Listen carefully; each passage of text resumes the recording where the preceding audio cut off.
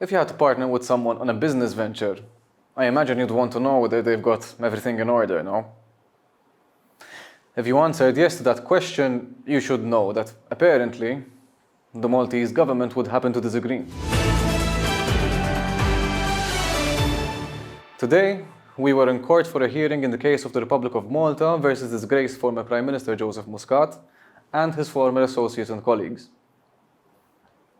Remember that around a month and a half ago, Magistrate Rachel Montebello had formally declared that there is enough prima facie evidence to move on to the compilation of evidence stage, which is where we are today.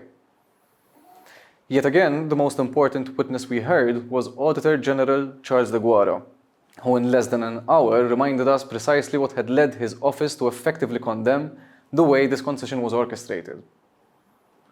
You may be wondering why it is important for us to repeat facts which have been established already. A brief side note here.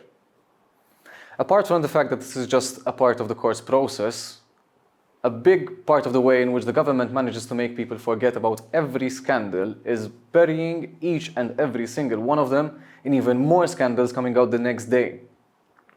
We must also consider that this concession only occurred thanks to a group of individuals who were working together so that something that would not normally happen would, in fact, happen.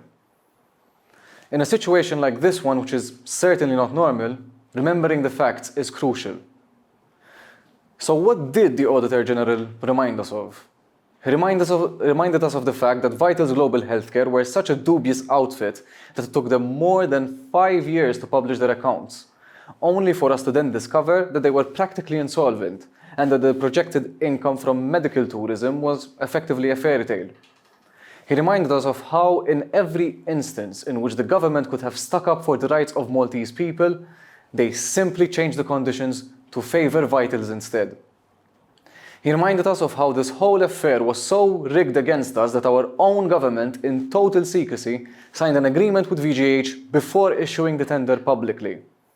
And last but not least, the Auditor General reminded us that the person who signed every agreement on behalf of the government was none other than Conrad Mizzi, he who has brought us so many excuses for his behaviour that he once even had to resort to telling us that he had found God. Obviously, those are not the words of the Auditor General, who was far more diplomatic with what he said.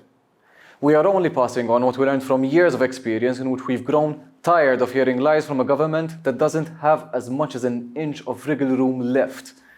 We are somehow expected to believe that nobody in the government noticed something was wrong with all of this. That the government is the entity that was subject to fraud, and not the population that they are meant to represent. Pull the other one, why don't you?